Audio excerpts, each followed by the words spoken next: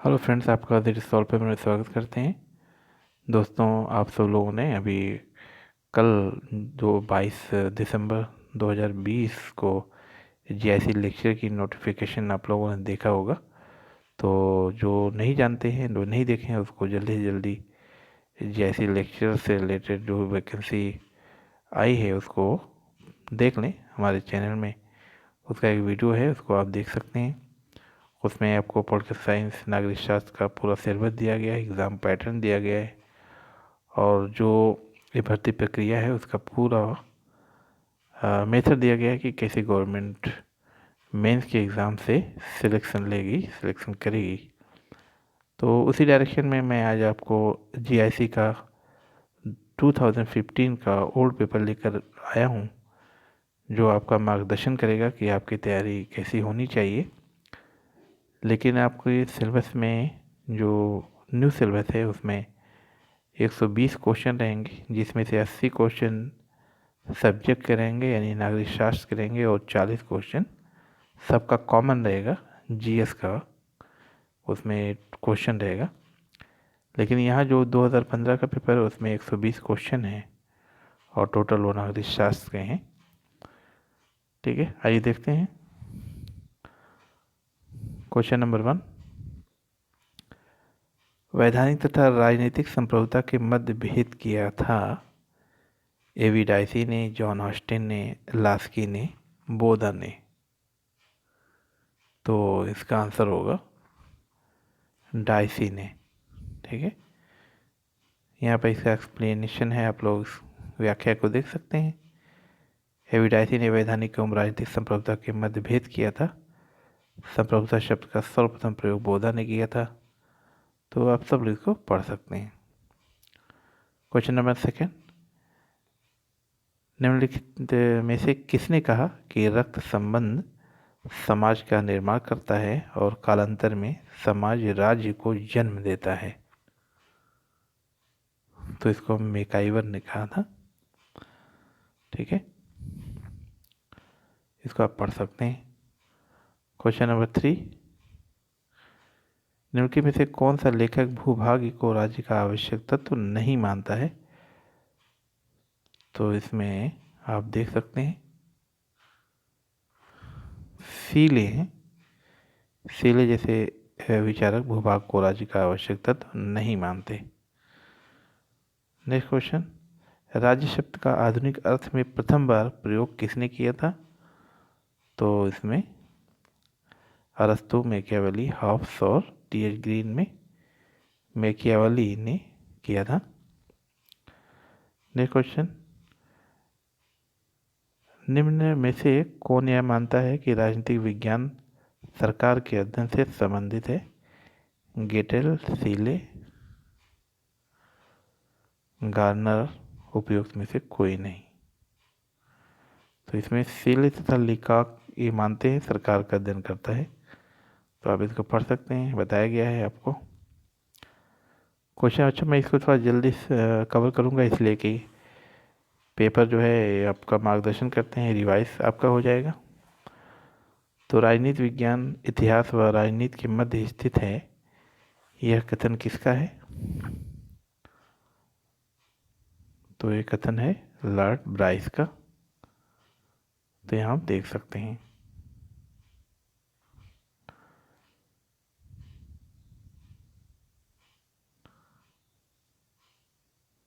निम्न में से कौन सा सबसे महत्वपूर्ण तत्व है? ये संप्रभुता है। नेक्स्ट क्वेश्चन, जन संप्रभुता की अवधारणा का प्रतिपादन किसने किया था? तो रूसो ने किया था। कौन विश्वास करता था कि राज्य सदैव हुई एक दमनकारी संस्था होती है, वह कभी भी प्रजातांत्रिक संस्था नहीं हो सकती है? तो इसका आंसर होगा मार्क्स। नेक्स्ट, आर्थिक निर्धारण सिद्धांत का प्रतिपादन किसने किया था? तो मार्क्स ने किया था। निम्न में से किसने राज्य के आधार और अधिसंरचना के सिद्धांत को प्रतिपादित किया? तो ये भी मार्क्स हैं। ठीक, किसने सामाजिक समझौता को अवधारणा को निरंकुश संप्रभुता के सिद्धांत के साथ जोड़ा था? तो ए हाफ्स हैं। ठीक। या किसने कहा कि अधिकतम समानता स्वतंत्रता के लिए घातक नहीं है बल्कि अनिवार्य है? तो आर्यश टॉनी है।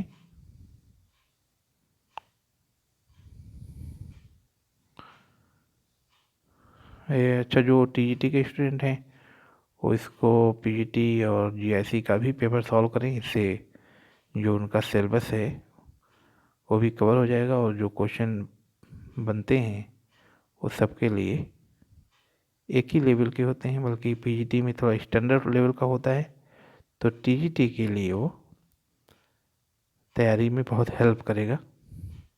तो इसलिए क्वेश्चन को आप पढ़ते रहें, पीजीटी का या जीआईसी का भी पेपर पढ़ते रहें, तो टीजीटी के स्टूडेंट की तैयारी और अच्छी हो सकती है। क्वेश्चन नंबर 14, किसने लिखा कि प्रजातंत्री समानता एक भयानक प्रपंच है ना? तो कार्लाइल का कहना है कि प्रजातंत्री समानता एक भयानक प्रपंच है। किसने कहा कि स्वतंत्रता एक सकारात्मक वस्तु है, यह मात्र प्रतिबंधों का अभाव नहीं है? तो इसको ग्रीन ने कहा। किसने कहा नागरिक शास्त्र अधिक और कम मानव विज्ञान की वह उपयोगी शाखा है जो नागरिक से संबंधित प्रत्येक चीज का वर्णन करती है? तो ये गार्नर हैं। किसने कहा नागरिक शास्त्र नागरिकता का विज्ञान और दर्शन है? तो इसको प्रोफेसर एम वाइट ने कहा है। शक्तिशाली का हित ही न्याय है? तो इसको थ्रेसी मेकर्स ने कहा है। समानता का अर्थ यह है कि सभी व्यक्तियों के लिए पर्याप्त अवसर प्राप्त होना चाहिए, ये किसने कहा है? तो इसको लास्की ने कहा है। ठीक। क्वेश्चन नंबर नेक्स्ट, निम्न में से किसने प्राकृतिक अधिकारों की अवधारणा को अस्वीकार किया था? तो इसको बेंथम ने अस्वीकार किया था। ठीक। अध्यक्षात्मक व्यवस्था में राष्ट्रपति प्रधान है, राज्य तथा सरकार दोनों का। निम्न में से कौन नव वामपंथी विचारक है? तो हर्बर्ट मार्क्यूज प्रमुख नव वामपंथी विचारक हैं। इसको आप देख सकते हैं, पढ़ सकते हैं। निम्न में से किसने बुद्धिजीवियों के वर्चस्व के सिद्धांत का प्रतिपादन किया था? तो ग्रामशी हैं, है ना? तो ग्रामशी बुद्धिजीवियों के वर्चस्व के सिद्धांत के प्रतिपादक हैं।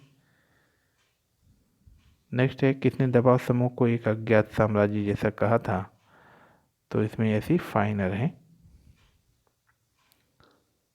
नेक्स्ट है, भारत में संरक्षात्मक भेदभाव का विचार संबंधित है? तो समानता के विचार से संबंधित है। कौटिल्य समर्थक था राजतंत्र का। मनु राज्य की उत्पत्ति के किस सिद्धांत के समर्थक थे?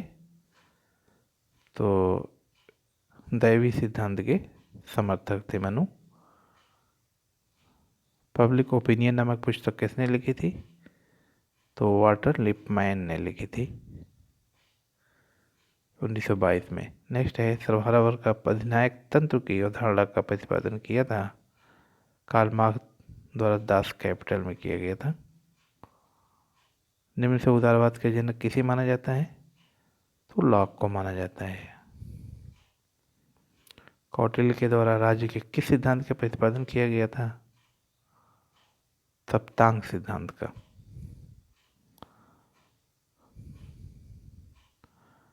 निम्न में से कौन लोकमत के अभिकरण के रूप में गलत सूचीबद्ध किया गया है? तो इसमें से कोई नहीं।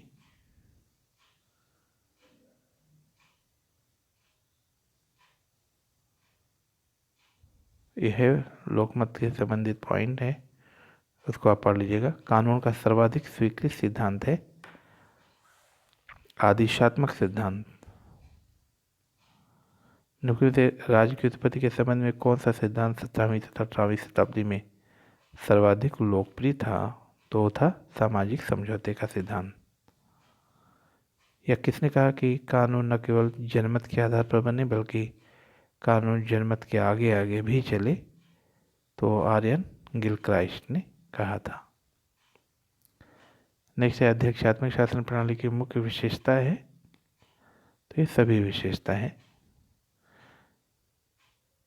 यहाँ पॉइंट है जो जो विशेषता है अध्यक्षात्मक प्रेसिडेंशियल सिस्टम की जो विशेषताएं हैं वो यहाँ दी हुई हैं, उसको आप पढ़ लीजिए। थ्योरी ऑफ जस्टिस के लेखक हैं जॉन रॉल्स। किसने कहा कि लोकतंत्र वह शासन है जिसमें प्रत्येक व्यक्ति भागीदार होता है? तो सीले ने कहा था। ऑस्टिन ने अपने संप्रभुता के सिद्धांत का प्रतिपादन अपनी पुस्तक में किया था, लेक्चर्स ऑन ज्यूरिस्प्रूडेंस। तो उनकी पुस्तक थी ऑस्टिन की, आप यहाँ पढ़ सकते हैं। संसदात्मक शासन व्यवस्था में कार्यपालिका व्यवस्थापिका के प्रति उत्तरदायी होती है, तो बी सही है। राजनीतिक समानता कभी भी यथार्थ नहीं बन सकती जब तक कि उसे वास्तविक आर्थिक समानता का साथ न हो, तो इसको लास्की ने कहा था।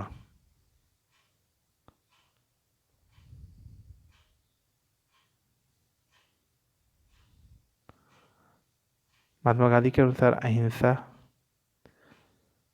3 प्रकार की होती है, जागृत अहिंसा, कायरों की अहिंसा और औचित्यपूर्ण की अहिंसा। तो यहाँ पर गांधी जी ने क्लियर किया है। निम्नलिखित में से कौन सा आधुनिक राजनीतिक विज्ञान का लक्षण नहीं है? तो आधुनिक राजनीतिक विज्ञान का लक्षण नहीं है मूल्य प्रधान अध्ययन, यानी शक्ति का अध्ययन है, अंतर अनुशासनात्मक अध्ययन है, मानवीय क्रियाओं का अध्ययन। ये सब आधुनिक राजनीतिक विज्ञान का आधुनिक लक्षण है, लेकिन मूल्य प्रधान अध्ययन नहीं है। राजनीतिक विज्ञान का आधुनिक लक्षण मूल्य प्रधान अध्ययन नहीं है। इसमें यहाँ पर दिया है जो जो लक्षण है। और नेक्स्ट है किसने कहा कि दलीय प्रणाली किसी देश के राजनीतिक जीवन को यत्रवत बना देती है? तो वो है गिलक्राइस्ट। यह किसने कहा कि अंतर्राष्ट्रीयवाद का मार्ग राष्ट्रवाद से ही गुजरता है? तो इसको एफ.एल. शूमाकर ने कहा था। एफ.एल. शूमा का कहना है कि अंतर्राष्ट्रीयवाद का मार्ग राष्ट्रवाद से ही होकर गुजरता है। नेक्स्ट है कि जनमत की निरंतर प्रक्रिया ही लोकतंत्र की गतिशीलता है। तो इसको ब्राइस ने कहा था। नेक्स्ट क्वेश्चन, किसने कहा कि मेरे लिए ईश्वर सत्य और प्रेम है? तो ये महात्मा गांधी का कथन है। किसने कहा कि जहाँ कानून नहीं वहाँ स्वतंत्रता नहीं? ये लॉक का कथन है। समाजवादी विचार का संबंध है आर्थिक समानता से। गीता बोध किसने लिखा था? तो महात्मा गांधी की कृति है। सप्तांग सिद्धांत का संबंध है राजनीतिक व्यवस्था से, जो कि कौटिल्य ने दिया है।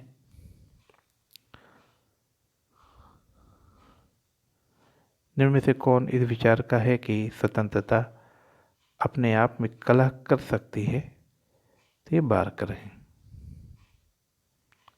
निम्न में से किसने घोषित किया है कि न्याय औचित्यपूर्णता है? तो जॉन रॉल्स। निम्न में से कौन साधन दबाव समूह नहीं अपनाते हैं?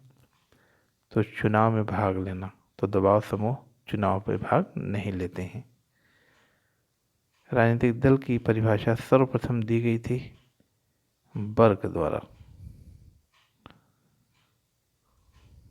नेक्स्ट क्वेश्चन, औचित्यपूर्ण शक्ति है प्रभाव।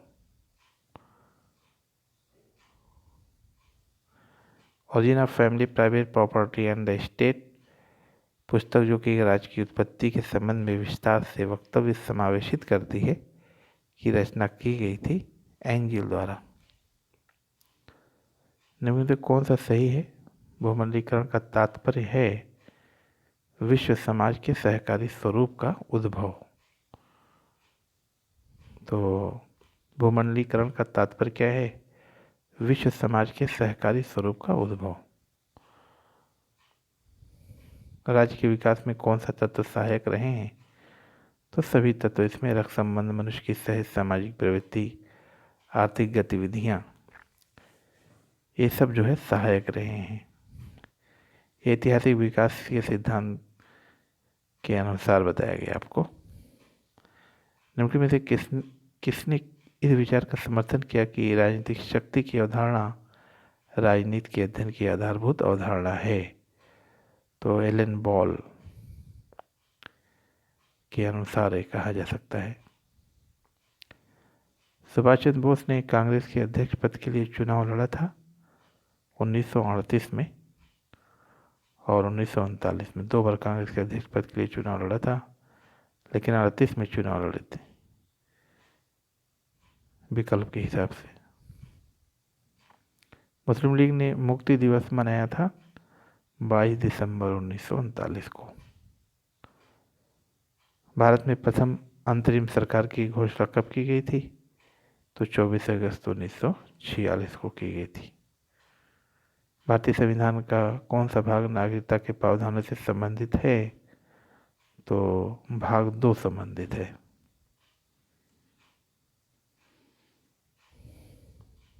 इसको आप देख सकते हैं, इसकी व्याख्या। भारत में कौन नागरिकता के अर्जन हेतु शर्तों को नियत करने के लिए सक्षम है? तो संसद है। भारतीय संविधान में राज्य की नीति निदेशक सिद्धांतों की अवधारणा को निम्न में से किस संविधान से लिया गया है? तो आयरलैंड के संविधान से लिया गया है। तो नीति निदेशक तत्वों का मुख्य उद्देश्य है देश में सामाजिक व आर्थिक लोकतंत्र की स्थापना करना। राज्य के नीति निदेशक तत्व दिशा निर्देश करते हैं, राज्यों को दिशा निर्देश करते हैं।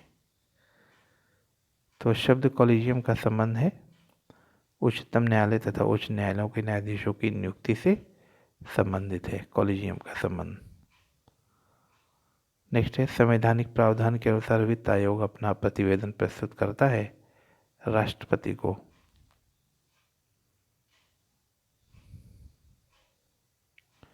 भारत का प्रथम निर्वाचन आयुक्त कौन था? तो सुकुमार सेन थे। निम्न में से कौन सा युग्म सही सम्मिलित है? तो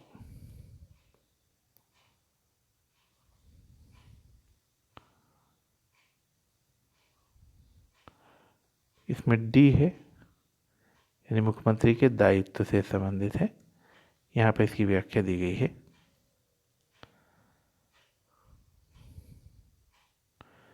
संविधान का अनुच्छेद 67 के अनुसार मनुष्य के दायित्व का कर्तव्य के बारे में प्रावधान किया गया है और 153 राज्यों के राज्यपाल 154 राज्यों की कार्यपालिका शक्ति से संबंधित है। अनुच्छेद 162 राज्य की कार्यपालिका शक्ति से संबंधित है ना।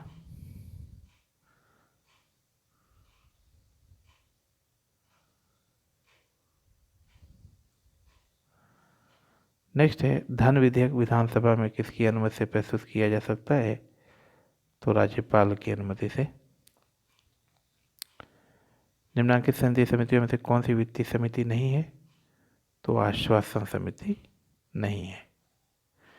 निम्नलिखित में से किसकी नियुक्ति राज्य के राज्यपाल द्वारा नहीं की जाती है? तो है उच्च न्यायालय के न्यायाधीश की नियुक्ति। ठीक है, इसकी राष्ट्रपति द्वारा की जाती है। इसको आप पढ़ सकते हैं। भारतीय संविधान की 12वीं अनुसूची में कितने विषय हैं? तो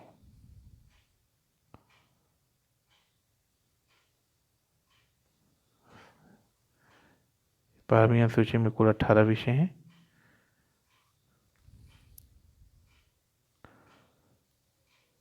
भारत में स्थानीय स्वशासन के जनक के रूप में कौन जाना जाता है? तो लॉर्ड रिपन को जाना जाता है। पंचायती राज संस्थाओं के चुनाव एवं मतदाता सूचियों की तैयारी करवाने का कार्य करता है राज्य चुनाव आयोग।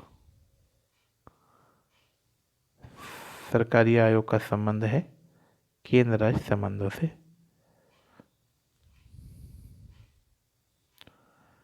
भारत में लोकपाल एवं लोकायुक्त के पदों की स्थापना की सिफारिश की गई।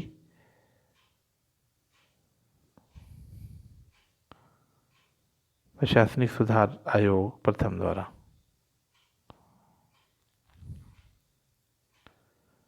भारत में न्यायिक सक्रियता संबंधित है जनहित याचिका से। निम्नलिखित में से किसने भारतीय संघवाद को सहयोगी संघवाद के रूप में परिभाषित किया है? तो ऑस्टिन ने। भारत में विधानसभा की अधिकतम सदस्य संख्या क्या हो सकती है? तो 500 हो सकती है। भारत में राष्ट्रपति के निर्वाचन से संबंधित विवाद को कौन सुलझा सकता है? तो उच्चतम न्यायालय सुलझा सकता है। निम्न में से किसे भंग नहीं किया जा सकता परंतु समाप्त किया जा सकता है? तो राज्य विधान परिषद को। ठीक है, लेजिस्लेटिव काउंसिल को। संविधान का अनुच्छेद, कौन सा अनुच्छेद भारतीय विदेश नीति से संबंधित है? तो अनुच्छेद 51। किस अधिनियम के द्वारा भारत में संघीय न्यायालय स्थापित किया गया था? तो भारत शासन अधिनियम 1935 के द्वारा। भारत में अंतर्राज्यीय परिषद कब गठित की गई? तो 1990 में। द्वैध शासन प्रणाली राज्यों में लागू की गई 1919 के अधिनियम द्वारा। भारत में राष्ट्रीय विकास परिषद कब गठित की गई? 6 अगस्त 1952 में। निम्नलिखित में से भारतीय संघ में नए राज्यों को प्रवेश कराने की शक्ति किसे प्राप्त है? तो संसद को है। भारतीय संविधान के निम्न अनुच्छेदों में से किसमें अस्पृश्यता की समाप्ति की व्यवस्था की गई है? तो अनुच्छेद 17 के द्वारा। तो भारतीय संविधान में राज्यों का संघ की अवधारणा को निम्न में से किस संविधान से लिया गया है? तो फ्रांस, यहाँ गलत लिखा हुआ है, फ्रांस नहीं बल्कि कनाडा के संविधान से लिया गया है। ठीक है, तो इसका आंसर होगा बी। यहाँ डी गलत है, यानी बी होगा। इसकी व्याख्या आप पढ़ सकते हैं। निम्न में से वर्तमान में उत्तर प्रदेश का लोकायुक्त कौन है? ये करंट अफेयर का क्वेश्चन है। एक राज्य के उच्च न्यायालय के न्यायाधीश की नियुक्ति कौन करेगा? तो राष्ट्रपति करेगा। किसने कहा कि व्यवस्थापिका जनता की शिकायतों की समिति का कार्य करती है? तो जीएस मिल है। संविधान के किस अनुच्छेद में उच्चतम न्यायालय की स्थापना एवं संरचना का वर्णन किया गया है? तो अनुच्छेद 124 में। अनुच्छेद 21A जो शिक्षा के अधिकार से संबंधित है को भारतीय संविधान में जोड़ा गया 86वें संविधान संशोधन अधिनियम द्वारा। भारत के संविधान में किसी एक संशोधन के द्वारा आंतरिक अशांति शब्दों के स्थान पर सशस्त्र विद्रोह शब्द को जोड़ा गया? तो है 42वें संविधान संशोधन, नहीं बल्कि 44वें संविधान संशोधन 1978 के द्वारा, यानी इसका आंसर सी होगा। संयुक्त राष्ट्र संघ के चार्टर के किस अनुच्छेद में महासभा की शक्तियों और कार्यों का वर्णन किया गया है?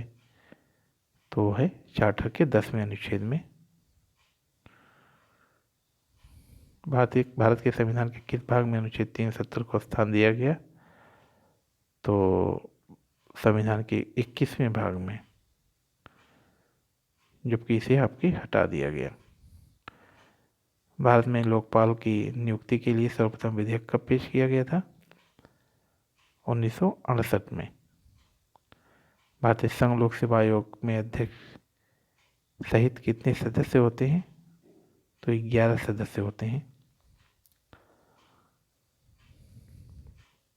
नेक्स्ट क्वेश्चन, संविधान का कौन सा अनुच्छेद राज्यों में विधान परिषदों की समाप्ति एवं संरचना में से संबंधित है? तो अनुच्छेद 169 है। जिला जज की नियुक्ति का संबंध संविधान के किस अनुच्छेद से है? तो अनुच्छेद 233 से है। गांधी जी द्वारा किसको अपना राजनीतिक गुरु माना गया? तो गोपाल कृष्ण गोखले हैं, J.K. गोखले। नियुक्ति में से कौन लोक लेखा समिति के अध्यक्ष की नियुक्ति करता है? तो लोकसभा का अध्यक्ष। तो लोकसभा का स्पीकर जो है नियुक्ति करता है। भारत में सर्वोच्च न्यायालय में न्यायाधीशों की संख्या किस प्रकार से बढ़ाई जा सकती है? तो संसद के अधिनियम द्वारा।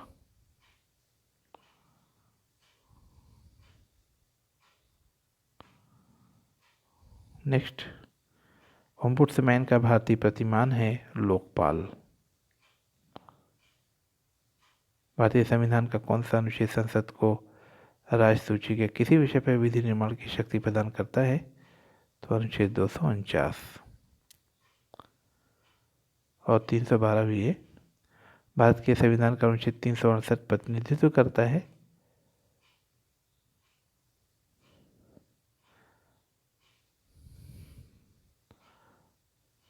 तो 368 का यहाँ पर दोनों है, यानी नमनीयता और कठोरता दोनों का है कि चूँकि ये संविधान संशोधन से संबंधित है 368, तो भारतीय संविधान के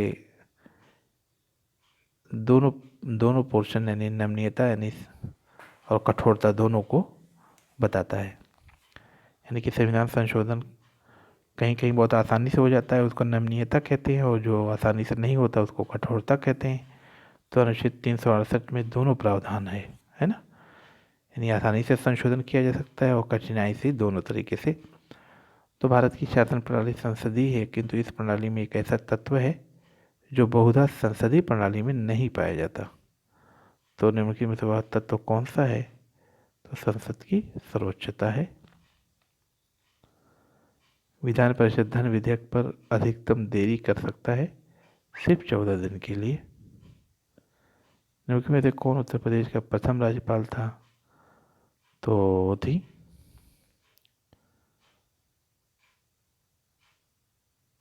सरोजनी नायडू थी।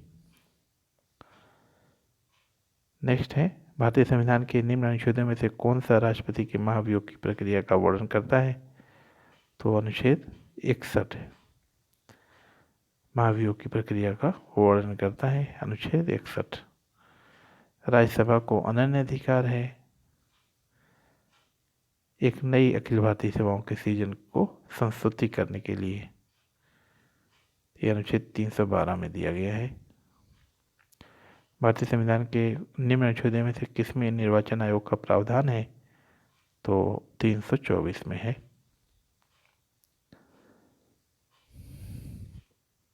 नेक्स्ट है, भारतीय संविधान का कौन सा अनुच्छेद मौलिक कर्तव्य से संबंधित है? तो 51 का से संबंधित है।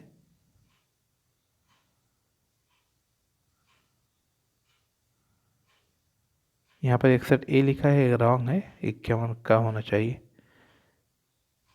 और भारतीय संविधान में निम्नलिखित में से कौन सा संवैधानिक उपचारों का अधिकार में संबंधित नहीं है?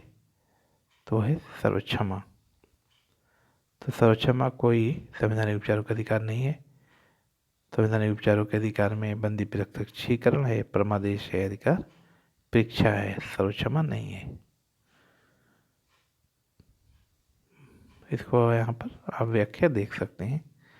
भारत के संविधान की 8वीं अनुसूची का संबंध है भाषा से।